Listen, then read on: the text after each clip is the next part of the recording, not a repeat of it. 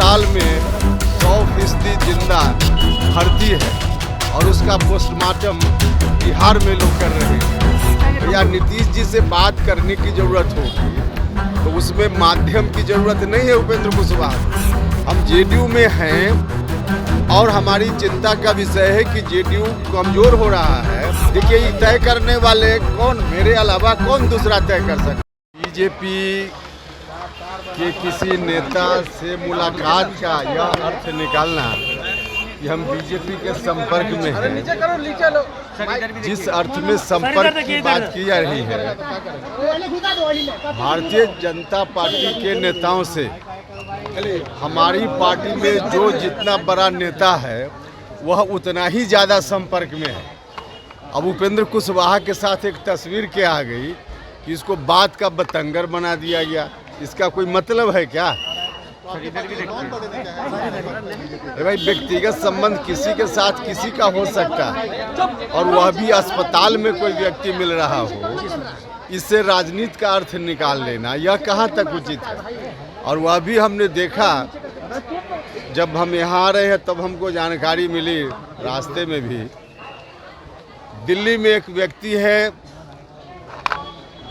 जो अस्पताल में 100% जिंदा भर्ती है और उसका पोस्टमार्टम बिहार में लोग कर रहे हैं। यह तो हमने देखा। अब मुझको लगता है कि चिकित्सा विज्ञान की सबसे नवीनतम तकनीक यह है कि कोई व्यक्ति जिंदा 100% दिल्ली में भर्ती हो और पोस्टमार्टम किसी दूसरे राज्य में उसका हो रहा हो। यह तो हमने देखा है। नीतीश कुमार का बयान का नीतीश कुमार ने कहा कि आप 2-3 बार इसके पहले भी आते हैं। अभी ऐसी कोई बात, इसका क्या मतलब है? हम यह कह रहे हैं कि हमारी पार्टी ही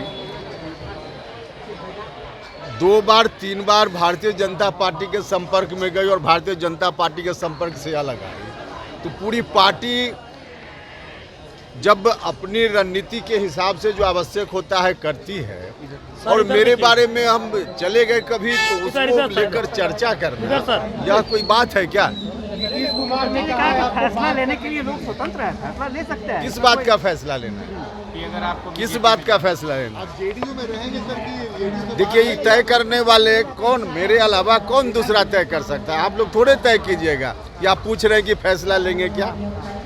हम जेडीयू में हैं और हमारी चिंता का विषय है कि जेडीयू कमज़ोर हो रहा है।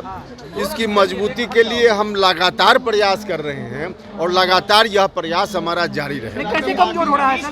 कैसे आप मान रहे हैं कमजोर हो रहा है? बात करेंगे सर, कैसे कमजोर हो रहा है सर? कैसे आप कहेंगे? भैया, नीतीश जी से बात करने की ज़रूरत होगी तो उसमें माध्यम की ज़रूरत नहीं है उपेंद्र कुशवाहा को। अब जिस रूप में आप लोगों ने भी खबर प्रचारित की है, प्रसारित की है कि उपेंद्र कुशवाहा जी बात कर लेंगे मुख्यमंत्री जी से, यह मैसेज आप लोग दे रहे हैं।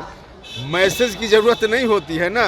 हमको आवश्यकता होगी तो 1 मिनट में बात कर लेंगे। जेडीयू कैसे कमजोर हो रही है सर? कैसे कह सकते हैं? कुशवाहा जी, आरएलएसपी जो आपकी पार्टी थी उसका सिंबल अभी भी फ्रीज नहीं हुआ। क्या एक बार फिर से पार्टी को जिंदा करने की संभावना है क्या? देखिए, खामखा कुछ लोग तूल दे रहे हैं।